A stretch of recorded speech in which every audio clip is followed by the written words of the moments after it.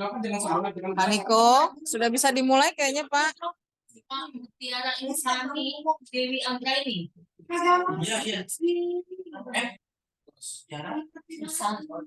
Oke Bu, baik Bu. Saya share Ya, screen ya Bu. mau nggak Pak? Saya nggak bisa dari HP soalnya.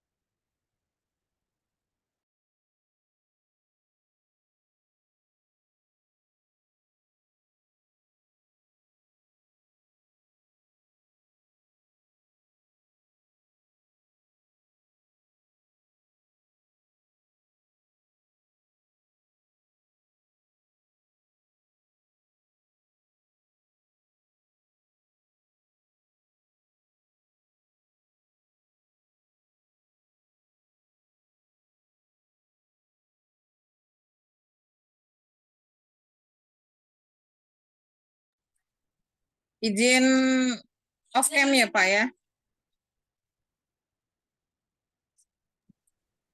Iya, Kalau on, baik Bu. kalau on cam juga muka saya nggak kelihatan, gelap. Iya, sebentar ya Bu ya. Monggo.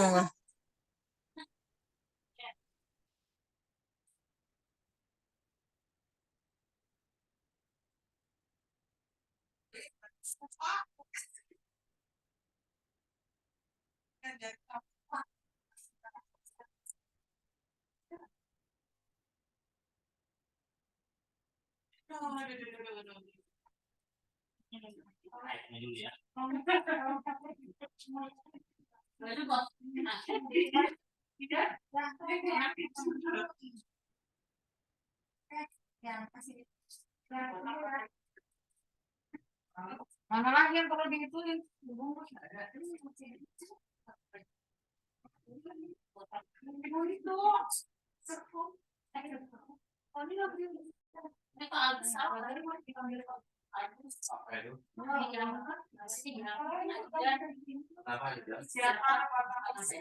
Ya, baik. Selamat sore ya semuanya. Sore, Pak. Kita mulai aja ya. Oke, yang lainnya on cam ya. Ayo semuanya dihidupkan kameranya. Saya belum lihat nih orang-orangnya.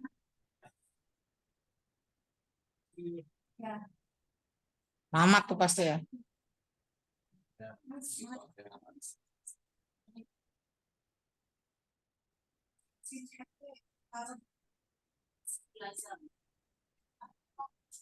Ayo, siapa lagi yang bisa on cam? Semuanya.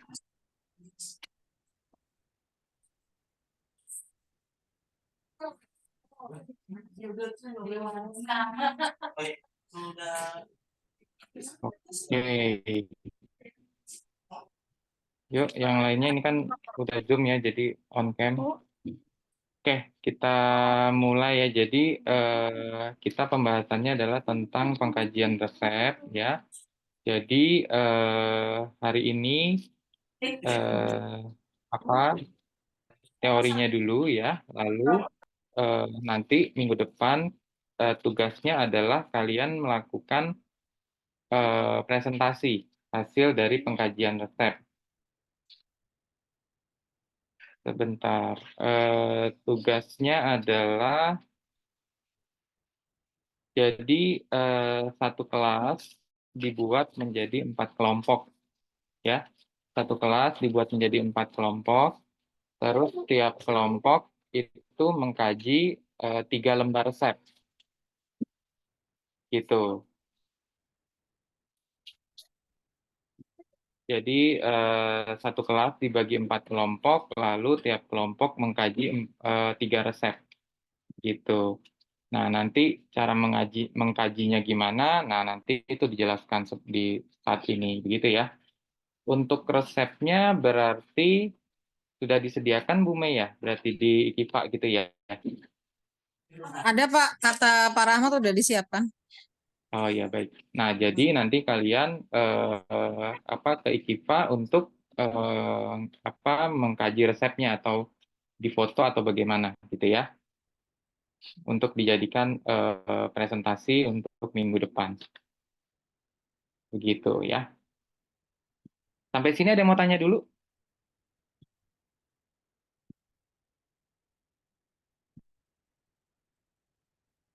Oke ya, berarti jelas seperti itu ya. Jadi sekali lagi ya, satu kelas ini dibagi menjadi 4 kelompok, satu kelompok mengkaji 3 resep. Seperti itu ya. Nanti resepnya ada di Kiva, kalian ambil di Kiva atau di foto gitu ya. Nanti berkelompok kalian melakukan pengkajian ya. Oke. Eh, Selanjutnya ini dasar ya, dasar aturannya. Jadi di PMK nomor 73 itu tahun 2016 ya, di situ ada ya standar pelayanan kefarmasian apotik tentang pengkajian dan pelayanan resep.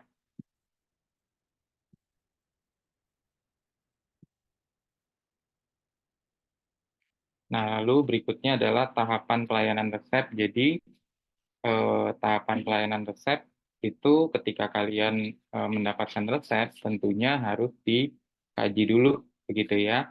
Apa saja yang dikaji yaitu persyaratan administrasi, farmaseutik dan klinis gitu ya. Nanti secara presentasi kalian juga akan mengkajinya dari persyaratan administrasi, farmaseutik dan persyaratan klinis seperti itu gitu ya. Setelah pengkajian resep, maka resepnya sudah dinyatakan oke gitu ya, lalu penyiapan sediaan farmasi ya dan bahan medis habis pakai, lalu pemeriksaan dan selanjutnya adalah penyerahan disertai informasi obat. Nah, di setiap tahapan dilakukan upaya pencegahan terjadinya kesalahan pemberian obat atau biasa kita sebut medication error. Tentunya nanti ini TTK bekerjasama dengan apoteker ya dalam mengkaji resep sampai penyerahan obatnya. Nah, persyaratan administrasi. Nah, di sini ya, pertama kita melakukan persyaratan administrasi. Yang namanya administrasi berarti tentang adminnya gitu ya, di dalam sebuah resep apa aja sih gitu ya. Yang pertama adalah nama pasien, umur, jenis kelamin, dan berat badan gitu ya. Nanti kalian cek tuh nama pasien, umur, jenis kelamin, dan berat badan. Eh, ya memang nanti dalam kenyataannya kita lihat gitu ya. Eh, Biasanya berat badan memang tidak dicantumkan seperti itu gitu ya. Secara pengkajian resep ya misalkan tidak ada berat badan ya kita harus eh, tuliskan atau kita catat bahwa ini berat badannya tidak ada. Tapi secara pelaksanaan, nah kita harus pertimbangkan juga begitu ya, apakah berat badan ini diperlukan di dalam pengerjaan resep ini.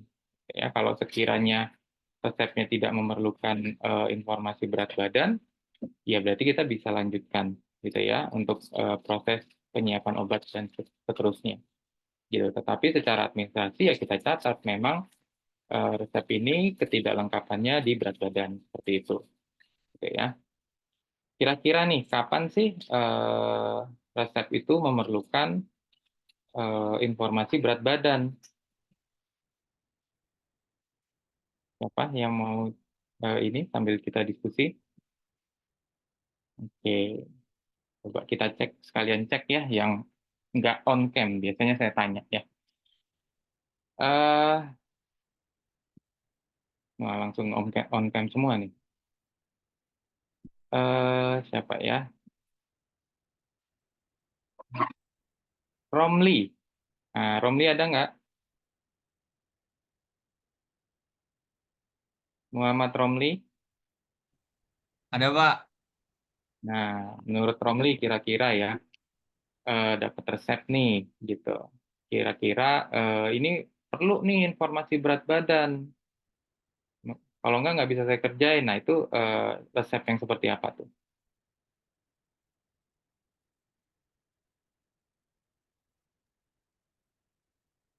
Iya Pak. Berat badan gimana Mas Pak? Iya kan, Kurang. Hmm, ini kan kita cerita tentang resep, pemeriksaan resep. Nah, di sini kan ada administrasi, salah satunya berat badan. Nah, eh, kapan gitu ya, kapan kita menganggap berat badan itu perlu ada di resep ini? Karena kalau di resep ini nggak ada berat badan, saya nggak bisa ngerjain tuh, atau takutnya terjadi medication error. Itu kapan kira-kira menurut Romli? Resep yang seperti apa? harusnya resepnya apa? Untuk berat badan biasanya sebelum masuk ke kita Pak resepnya. Atau enggak dicek dulu biasanya di dokter Pak berat badan pasien. Iya, misalkan Romli di apotik nih, pas ngecek resep nggak ada nih berat badannya gitu. Lanjut apa enggak? Dibuatin apa enggak obatnya? Tapi yang lainnya ada nih, Signa apa segala macam ada. Lanjut sih Pak, sepengalaman saya. Selama Oke, ada dokternya begitu dan aneh. lanjut gitu ya. Nah, kapan nih kita resep yang seperti apa nih yang memerlukan berat badan gitu? Romli menganggap, wah kalau saya nggak dapat info berat badannya, takutnya ada medication error gitu. Biasanya itu Pak, dosis Pak, dosis maksimum. Dosis maksimum maksudnya gimana nih? Hmm, ya perhitungan dosis Pak. Ya, oke ya. Ya, jadi nanti ini apa pengetahuan kita juga gitu ya. Jadi untuk obat-obatan yang indeks terapeutiknya sempit seperti itu gitu ya, eh, harus ada berat badan gitu ya. Atau misalkan resep-resep untuk balita gitu ya, untuk pediatrik gitu ya, itu juga eh, kita harus tahu tuh berat badannya gitu ya, paling nggak ada berat badannya karena nanti itu diperlukan gitu ya untuk resep-resep yang sifatnya pediatrik seperti itu gitu ya. Tapi betul tuh tadi misalkan resep-resep umum dewasa yang biasa gitu ya, kita lihat obat-obatannya tidak apa bukan yang indeks terapeutik sempit, ya kita bisa lanjutkan gitu ya. Tetapi kita catat nih di administrasi berat badannya memang tidak ada begitu ya. Oke, itu nanti kalian cek ya, nama pasien, umur, jenis kelamin, dan berat badan. Lalu yang berikutnya, itu tentang pasien, yang berikutnya tentang dokternya, gitu ya. Nama dokter, surat izin praktek, alamat, nomor telepon, dan para dokter, gitu ya. Lalu yang berikutnya adalah tanggal penulisan resep. Nah, itu kalian cek untuk persyaratan yang administrasi. Yang berikutnya adalah persyaratan farmasetik, ya, bahasanya farmasetik. Nah, berarti ini adalah syarat-syarat kira-kira untuk mengerjakan obatnya lah, gitu ya, atau mengerjakan resepnya. Persyaratan farmasetik. Apa aja persyaratan farmasetik? Yang pertama adalah bentuk dan kekuatan sediaan, gitu ya. Bentuk dan kekuatan sediaan. Eh, Biasanya kalau nggak ada kekuatan sediaan, biasanya seperti apa nih? Ada yang ini nggak? Misalkan di situ tertulisnya metilprednisolon, hanya seperti itu. Kira-kira kalian ngambilnya metilprednisolon yang berapa nih? Kak?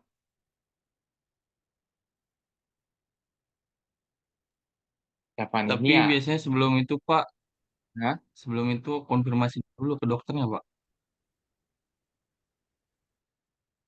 Apa nih? Ngomongin yang kekuatan sediaan.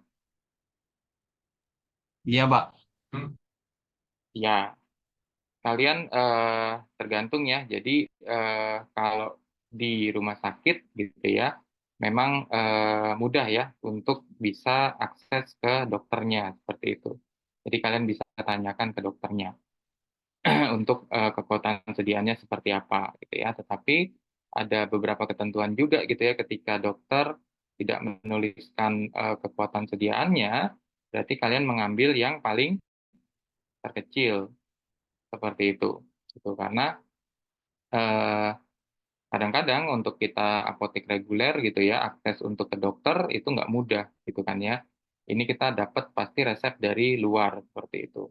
Kalau kita tanyakan ke instalasi farmasi gitu ya, misalkan resep dari rumah sakit, itu butuh waktu, kira-kira seperti itu. Nah, sehingga eh, ketentuannya adalah ketika tidak ada kekuatan sediaannya, maka menunjukkan bahwa itu kekuatan sediaan yang paling kecil yang kita ambil, gitu ya. Lalu kompatibilitas ketercampuran obat, gitu ya, dan jumlah obat. Nah, ini juga kalian cek gitu ya, kompatibilitas ketercampuran obat. Nah, ini kalian cek nanti ya di resepnya itu ada OTT apa enggak gitu ya. Lalu yang berikutnya adalah stabilitas secara fisik, kimia dan terapeutik gitu ya. Misalkan tablet digerus ya atau pencampuran beberapa sediaan. Nah, ini lebih ke arah kalau nanti di resep tersebut sifatnya racikan gitu ya. Kalau racikan ini sifat fisik, kimia dan terapeutiknya seperti apa? Karena banyak yang tablet-tablet yang tidak bisa diracik gitu ya. Contohnya apa? Tablet apa yang tidak bisa diracik? Tablet coating ya, Pak. Tablet coating. Oke. Tablet coating yang seperti apa? Coba. Yang sustained release gitu, Pak. Slow release. Ya, yang seperti itu ya, suspend release, salut enterik, begitu-begitu memang tidak bisa digerus seperti itu karena nanti akan merusak teknologi atau maksud dari obat tersebut, gitu ya.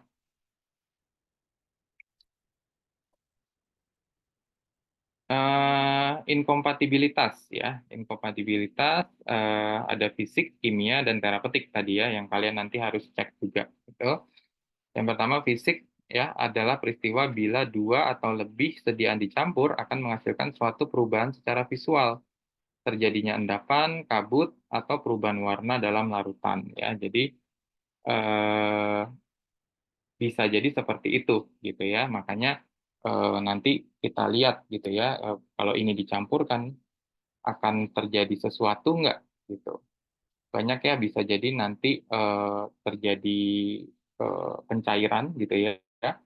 Eh, ada yang disebut nanti eutektik ya. Jadi kalau senyawa itu dicampurkan nanti dia akan menurunkan titik lelehnya gitu ya. Kalian gerus dia berair gitu. Nah, itu berarti tidak bisa dicampurkan seperti itu ya. Itu dari sisi fisiknya.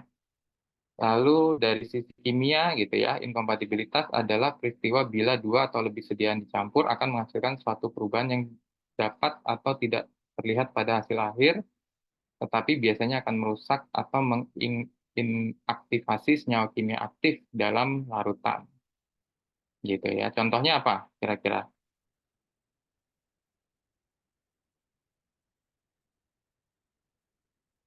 Contohnya misalkan antibiotik ya, seperti asam klavulanat gitu ya, amoxicillin asam klavulanat itu nggak boleh tuh digerus gitu ya karena akan merusak si asam klavulanatnya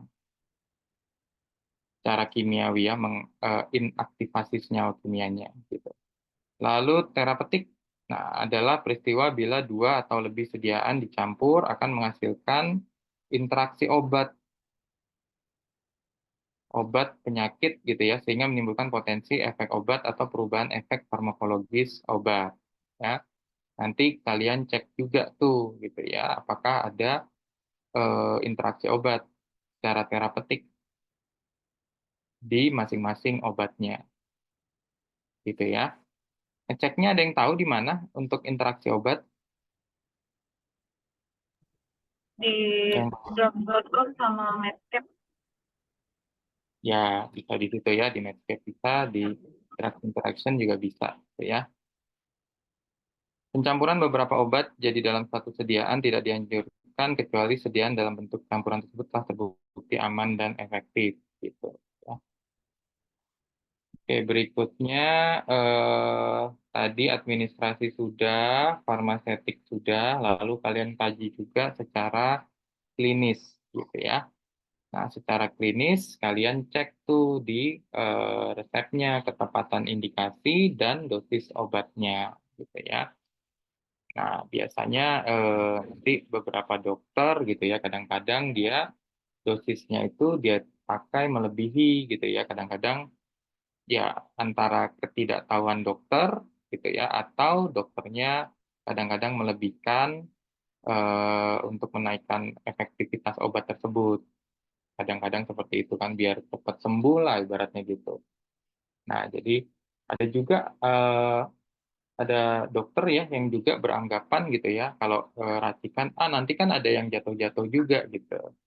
Nah, jadi supaya mengkompensasi saya lebihin tuh dosisnya. Ada dokter yang beranggapan seperti itu juga. Tetapi balik lagi ya di dalam pengkajian resep ya intinya dia melebihi dosis apa enggak kira-kira begitu ya. Jadi tepat indikasi dan dosis obat kalian cek tuh masing-masing apakah dia melebihi atau tidak gitu ya. Lalu aturan, cara dan lama penggunaan gitu ya. Jadi apa bisa jadi dosisnya tidak melebihi, tetapi secara aturan melebihi gitu ya. Harusnya 1 kali, dokternya bikin 3 kali. Nah, gitu ya. Secara dosis ya akhirnya melebihi juga. Nah, itu nanti kalian harus cek juga gitu ya. Cara dan lama penggunaan. Nah, lama penggunaan bisa juga gitu ya antibiotik kelamaan gitu penggunaannya. Itu memang nanti eh, kita kaitkan juga gitu ya, misalkan antibiotik kadang-kadang kita nggak tahu ini dia untuk infeksi apa kan gitu ya. Kalau antibiotik kan banyak ya buat infeksi A, B, C, D, E gitu ya. Kalau infeksi A 5 hari, infeksi B 7 hari gitu ya. Kalau infeksi C bisa jadi 14 hari misalkan seperti itu.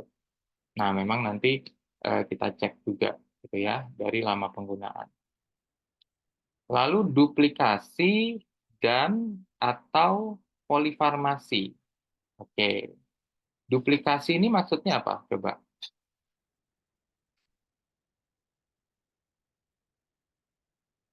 Duplikasi di sini maksudnya apa? Ada yang tahu?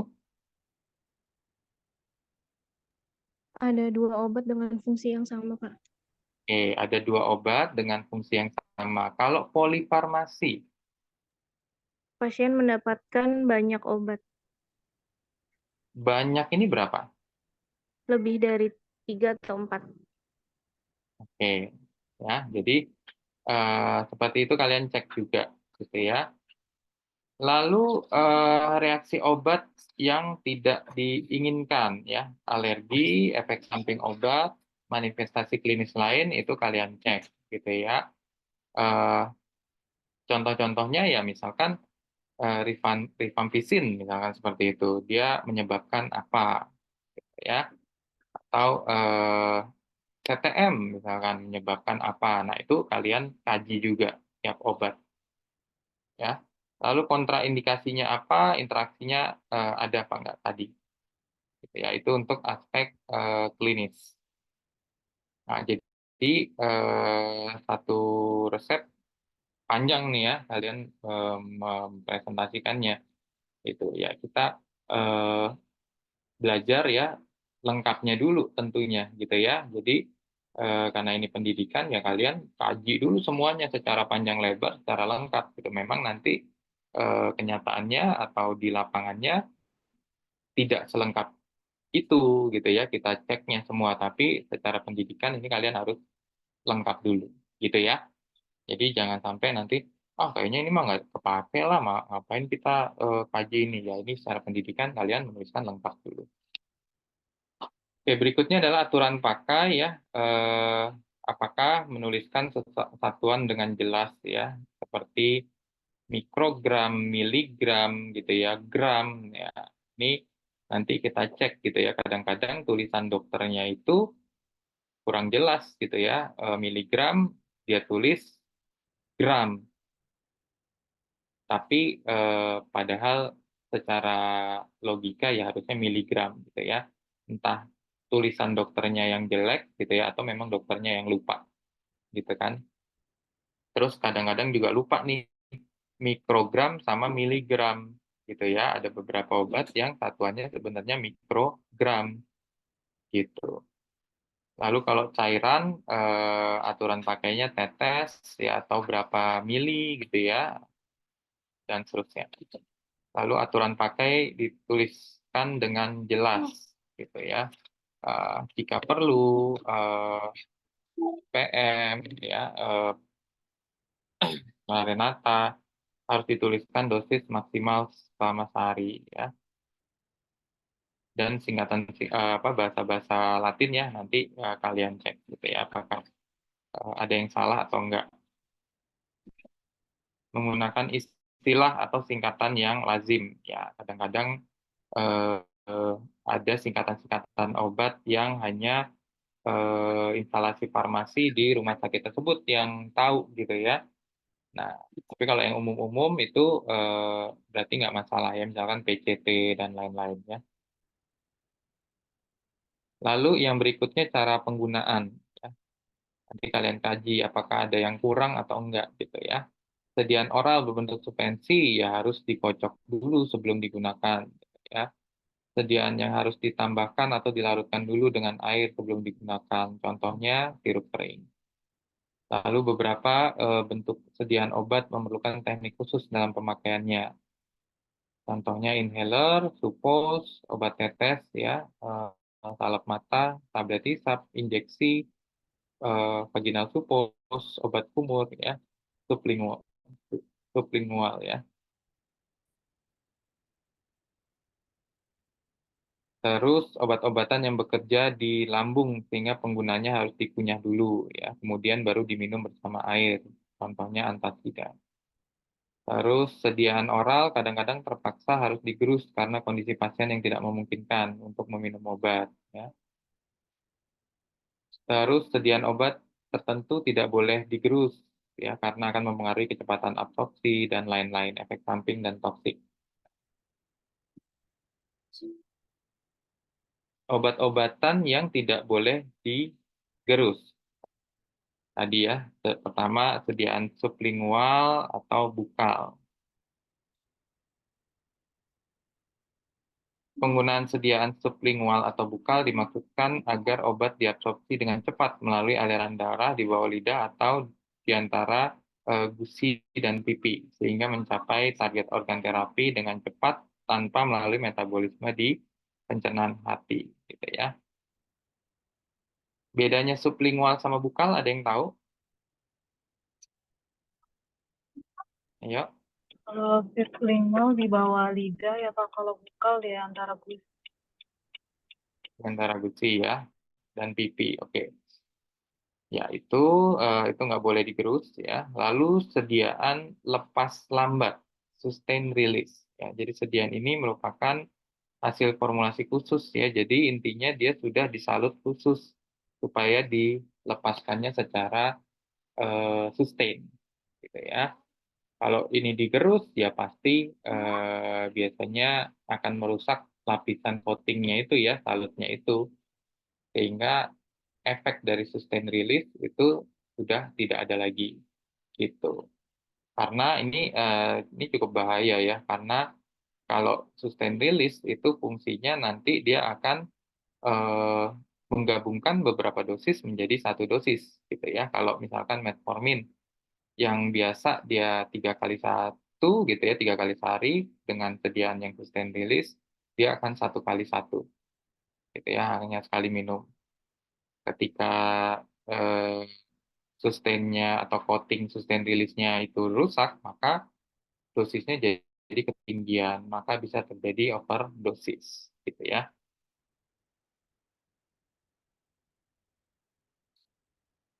Enterik.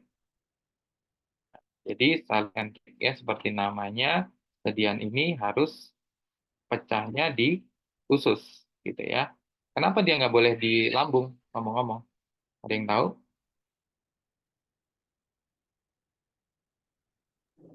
Dapat mengiritasi lambung ya Pak. Dapat mengiritasi lambung. Eh, kurang tepat sih, ada yang lebih tepat lagi, lebih kepada obatnya. Tujuan absorpsinya mungkin di usus. Tujuan absorpsinya di usus. Kenapa tujuan absorpsinya di usus? Kenapa nggak di lambung aja?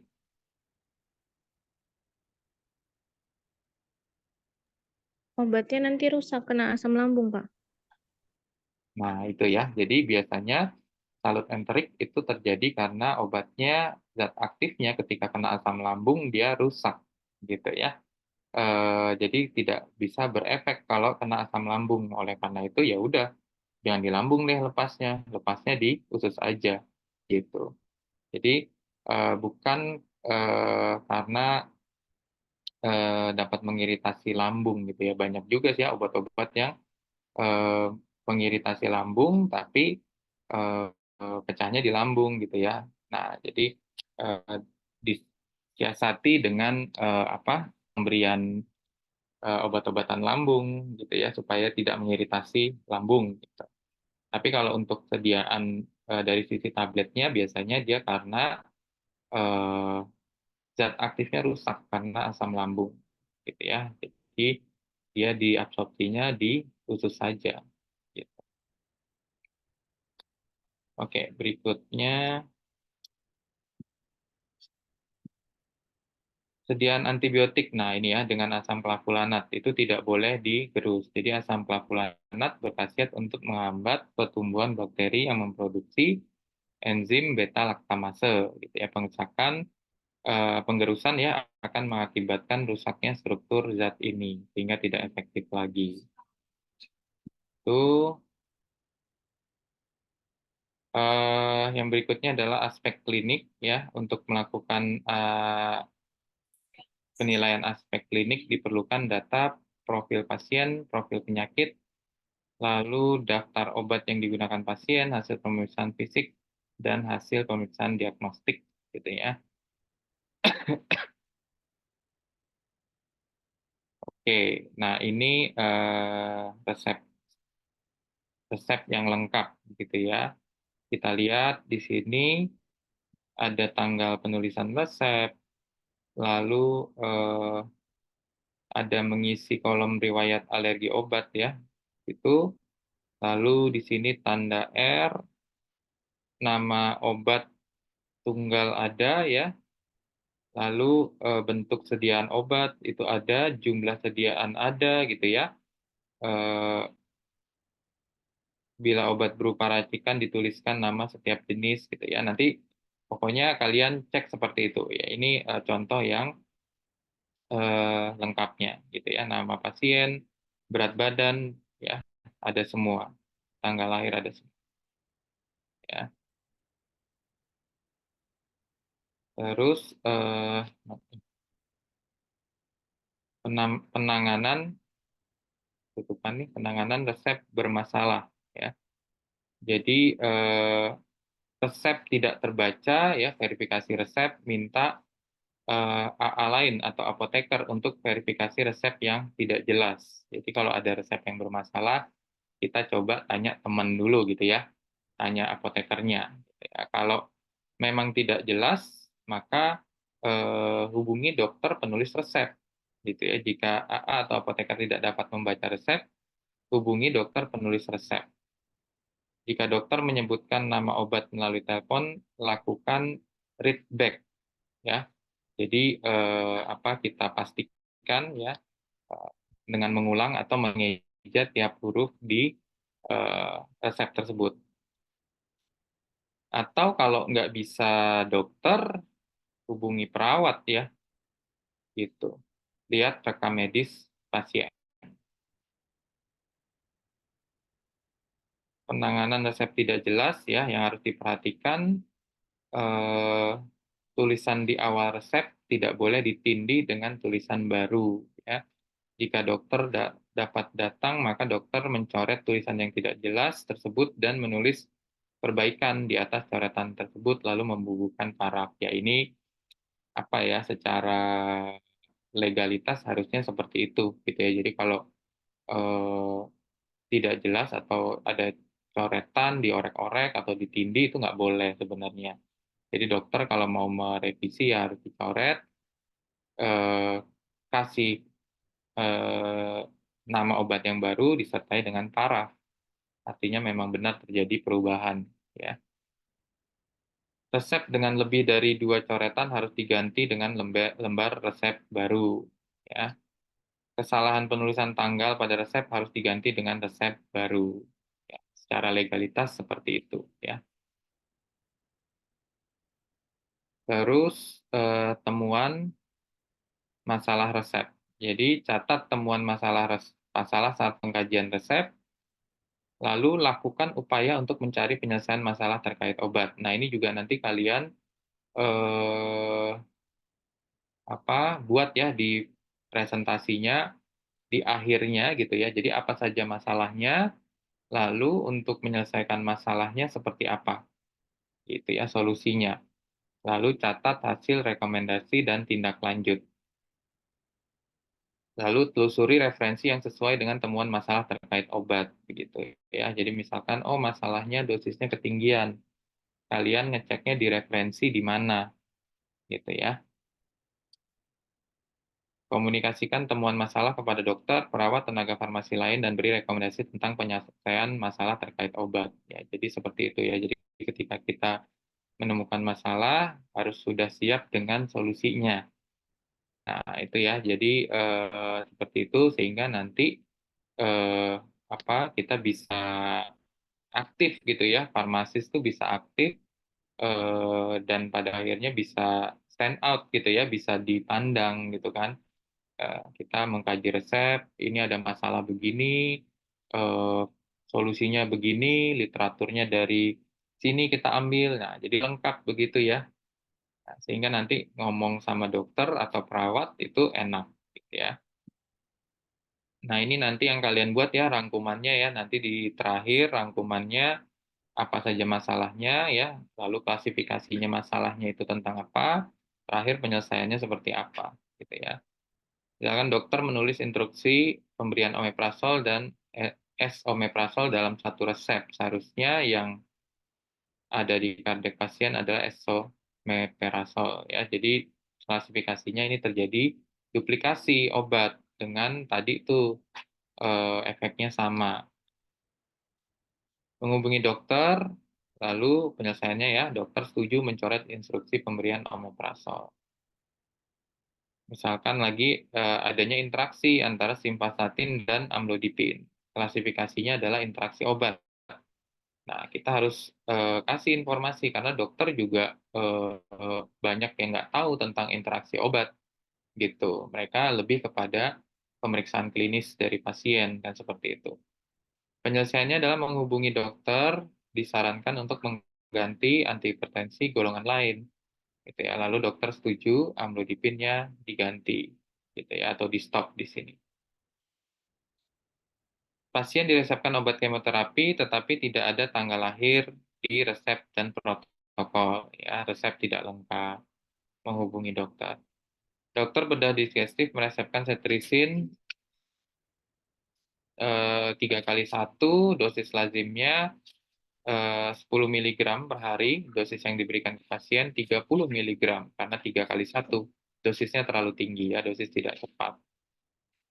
Lalu yang kelima, dokter meresepkan ketorolak injeksi, pasien sudah menggunakan selama 10 hari, maksimal penggunaan ketorolak injeksi itu 5 hari. Durasi pemakaian terlalu lama, kita hubungi dokternya. Gitu ya, nanti ada rangkumannya. Oke, berikutnya pemeriksaan atau double check. Pemeriksaan atau double checking adalah kegiatan memastikan bahwa perbekalan farmasi yang telah disiapkan dan akan diserahkan sudah sesuai dengan permintaan dokter atau resep. Dilakukan oleh petugas yang berbeda ya dengan dengan yang menyiapkan berbekalan farmasi. Petugas yang melakukan pemeriksaan atau double checking membubuhkan paraf atau inisial pada kolom bukti penyelesaian tugas. Ya, jadi double checking ya nanti diperlukan ya. Jadi jangan segan-segan untuk melakukan double checking, gitu ya. Biasanya untuk racikan yang jumlahnya banyak, begitu ya. Lalu tadi juga ada polifarmasi, gitu kan. Kalau seperti itu resepnya, jangan segan-segan minta tolong teman kalian gitu ya, partner di tempat kerja untuk melakukan double checking. Karena ini penting sekali gitu ya untuk melakukan double checking untuk menghindari medication error. Jadi jangan terlalu pede gitu ya. Kadang-kadang saya sering mengingatkan gitu ya, asisten jangan terlalu pede gitu ya karena udah bekerja lama, udah di-handle sendiri aja semuanya. Udah biasa gitu ya di-handle sendiri. Nah, kadang-kadang jangan seperti itu ya. Jadi minta teman double checking gitu. Ya. Tips berkomunikasi dengan petugas kesehatan lainnya. Nah, pahami tanggung jawab dan profesi masing-masing gitu ya. Jadi ini penting gitu ya, apalagi kita berkaitan dengan tenaga medis lain ya, misalkan dokter begitu. Nah, kita harus tahu tanggung jawab dokter di mana gitu ya, sampai sebatas apa gitu ya. Jadi ketika kita berkomunikasi dengan dokter, ya kita berkomunikasi di area obat-obatan gitu ya. Jangan sampai kita mengambil ranahnya dokter gitu ya. Dok, ini kan harusnya pemeriksaannya pasiennya harusnya begini nih dok, gitu kan. Nah itu udah ranahnya dokter gitu ya kan, pemeriksaan pasien itu udah ranahnya dokter gitu kan, dia yang belajar lebih lama gitu. Nah kita nggak usah utak-atik gitu ya, yang kita periksa adalah tentang pemberian obatnya gitu. Nah biasanya juga dokter juga menghormati farmasis tentang obat-obatnya gitu. Jadi ketika kita kasih saran tentang obat-obatan, si dokter menerima gitu. Kenapa? Ya karena area lingkup farmasis jadi tentang obat-obatan gitu. Nah, yang kedua adalah pahami ilmu dasar tentang obat dan alat kesehatan. Jadi kalau mau berdiskusi, mau berkomunikasi, biasanya ya salah satu bariernya atau penghalangnya farmasis itu berkomunikasi adalah tentang ilmunya gitu ya, ilmu dasarnya. Nah, jadi mau nggak mau ini ya memang tentang belajar terus ya tentang obat gitu. Kalau kita ilmu obatnya banyak, ngobrolnya juga enak, kira-kira begitu. Tapi kalau ilmunya sedikit, ya takut gitu kan ya, atau segan gitu kan, mau ngobrol dengan yang lain karena ilmu kita nggak banyak, misalkan seperti itu gitu ya. Jadi ini udah wajib tuh. Pahami SPO yang berlaku pada RS masing-masing. Ya, ini tentang standar prosedur ya, operasional seperti apa. Siapkan referensi ya dalam memberikan rekomendasi. Ya, balik lagi ya kita eh, petugas kesehatan ya pasti sukanya saintifik gitu ya, dokter gitu ya sukanya yang saintifik. Jadi ketika kita ngasih rekomendasi atau ngasih usulan, ya kita harus siap ini literaturnya dari mana gitu ya. Jangan sampai nanti terkesan oh ini opini dari pribadi gitu ya. Nah, itu nggak boleh gitu ya. Jadi harus siap punya rekomendasi dari mana. Lalu tanyakan kepada apoteker atau tenaga farmasi lainnya terkait kesesuaian rekomendasi yang akan diberikan. Lalu tinjau masalah dari segala aspek gitu ya, supaya usulan kita atau rekomendasi kita bisa diterima dengan baik. Bagaimana caranya? Ya, sebutkan identitas, ya, gunakan istilah teknis, uraikan dengan jelas dan singkat permasalahannya, lalu berikan solusi. ya, hindari. Yang perlu dihindari adalah memberikan rekomendasi atas dasar kebiasaan atau pemahaman yang kurang gitu. Biasanya dok begini dok gitu ya. Nah, jangan sampai karena itu. Atau menurut saya dok begini dok. Nah, jadi hindari seperti itu gitu ya. Lebih kepada di dalam literatur ini dok, misalkan buku ini atau memes atau apa, dosisnya itu seperti ini gitu ya. Saya udah cari di beberapa literatur di memes di sini, di sini, di sini itu dosisnya yang dokter kasih ketinggian. Nah, dokternya juga akhirnya menerima kan, oh literaturnya udah banyak yang dikaji gitu kan. Nah, berarti memang dia salah gitu. Tapi jangan menurut pengalaman saya dok ini kayaknya kelebihan deh. Nah, itu udah susah tuh kayaknya. Terus menurut saya, nah gitu ya. Lalu menyampaikan kekurangan pihak lain dengan intonasi menyalahkan gitu ya. Nah, jadi dalam berbicara ya kita harus juga punya skill interpersonal skill gitu ya. Jadi gimana kita berbicara tetap menyenangkan gitu ya terhadap lawan bicaranya gitu. Jadi nggak menyalahkan ya, sama-sama diskusi aja mengkoreksi gitu ya. Jadi jangan ada tuh dokter gimana sih kok udah praktek lama masih salah-salah nah, misalnya gitu ya. Nah, itu jangan seperti itu gitu ya. Oke. Jadi itu saja ya tentang pengkajian resep. Nanti tugasnya ya dapat 3 resep itu dijelaskan secara detail ya. Ini karena ini kalian pendidikan, jadi harus kalian bahas sedetail-detailnya. Seperti itu ya. Eh, mungkin sebelumnya Bu Mei ada tambahan Bu? Sepertinya udah cukup Pak. Tapi ini kayaknya datang semua nggak temennya Neng? Sambil ngabsen soalnya tadi Pak. Oh iya baik. Masuk Kalian semua Ibu. Ya,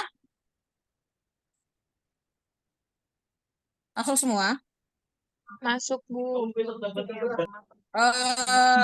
Sambil off cam ya, saya absen ya. ya, Dibuka ya, ininya apa namanya? Mohon maaf Pak Niko. Saya Bu, salah monggo, sebentar. Bu.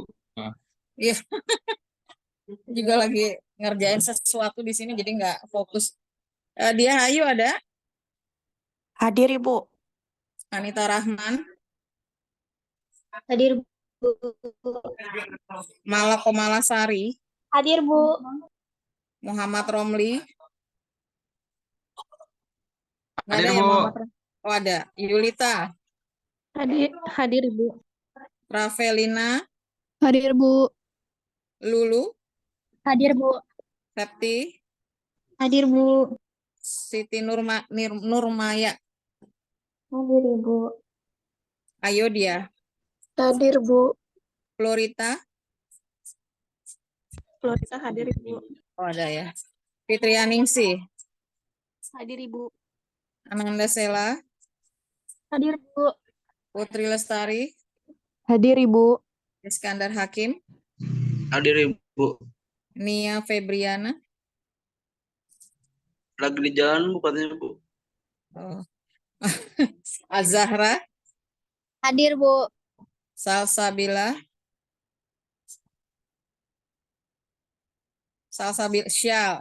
Sabila, wah Yuning Tias, ada nggak? Nggak ada ya? Mutiara Andini, Hadir Bu. Septia Wafa, Hadir Ibu. Nia Febriana tadi lagi di jalan gitu. Pak Niko Iya, nih Bu. dianggap hadir apa enggak nih Nia Febriana Pak? Nia Febriana ada di partisipan. Oh ada. Septia Wafa udah ada ya tadi ya? Hadir Septia Bu. Wafa. Iya oke. Indah Oktavia, Hadir Bu. Siti Askia, Hadir Bu. Ilmi, Hadir Bu. Selinia, Hadir Bu. Silvi, Hadir Ibu. Anita, Hayatun Nufus. Hadir Ibu. Siap. Berarti udah semua ya? Cuman satu orang tadi yang nggak ada sih, siapa tadi? Shalsa Bila Wahyuning Tias. Betul? Iya, Bu. Nggak ada ya itu ya. Oke. Saya simpan dulu absennya. Ada yang mau ditanyakan tadi yang dijelaskan oleh Pak Niko? Karena tugas minggu depan mengkaji resep. Nggak ada kayaknya, Pak. Iya. Ibu Cukup, mau Bu. nanya, Ibu. Ya. Mau nanya. Oke. Jadi nanti Nanya. presentasinya itu, nanti kita presentasinya itu di kampus ya, Bu? Atau semuanya presentasi, atau cuma berapa kelompok gitu perwakilan atau gimana? Oke. Ya, jadi intinya ya, nanti kalian kan akan dapat 3 resep ya yang akan dikerjakan untuk per kelompok. Ada 4 kelompok. Nah, minggu depan keempat kelompok itu harus sudah siap presentasi, gitu ya. Jadi keempat kelompok itu harus sudah siap presentasi. Jadi nanti pengaturannya nanti kita lihat ya, apakah per minggu satu kelompok gitu ya, atau minggu depan satu pertemuan 2 kelompok. Nah, itu nggak masalah ya, tetapi yang jelas supaya adil juga, semua kelompok harus sudah siap presentasi. Pertama itu ya. Lalu presentasinya datang ke kampus atau Zoom gitu ya. Nah, ini juga nanti kalian tinggal diinfokan kemudian saja gitu ya. Apakah Zoom atau datang ke kampus, karena ya nanti terkait ini juga kita harus tanyakan kembali gitu ya. Bisa Zoom apa enggak, atau harus ke kampus atau seperti apa gitu. Yang jelas sudah siap presentasi, entah itu di Zoom ataupun datang ke kampus, dan 4 kelompoknya gitu ya. Iya, Pak. Untuk resepnya diambilnya di mana, Pak? Resepnya di mana Bu Mei ya? Nanti di apa di ruangannya Pak Ahmad katanya Pak sudah disiapkan. Ya baik. Ya, nanti mungkin nggak tahu Senin datang nggak kalian? Besok kan tanggal merah jadi nggak bisa datang. Ya paling nggak Senin. Kalau sekarang kan nggak mungkin juga ke kampus karena Pak Rahmat juga ada di sini. Lagi Iya, rapat sama saya. Iya. berarti Paling nggak Senin Senin kali. gitu ya. Ada lagi mungkin?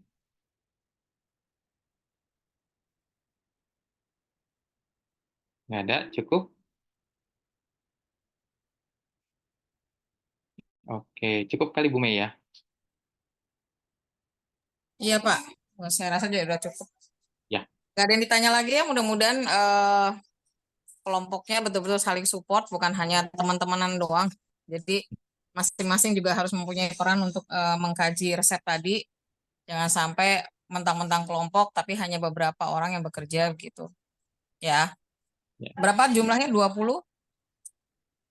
20 berapa Pak? 23. 20. Hah?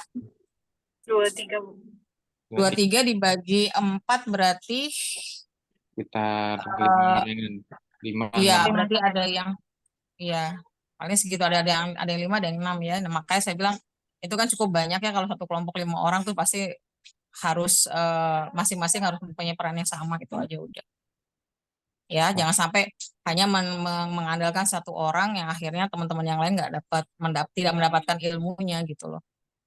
Itu aja mungkin Pak dari saya. Terima kasih. Iya, baik. Oke, cukup ya semuanya. Ya mudah-mudahan bisa minggu depan ya presentasi dengan baik ya. Tentunya juga dengan detail ya, intinya itu ya. Jadi jangan sampai pengkajiannya singkat gitu ya, seadanya gitu ya. Semua aspek, semua hal harus kalian bahas gitu ya di presentasinya. Oke, mungkin itu saja. Kurang lebihnya saya minta maaf, saya tutup ya. Terima kasih Bu Mei, terima kasih semuanya. Saya tutup, selamat sore semuanya ya. Oke, terima kasih Pak. Izin live ya. Assalamualaikum.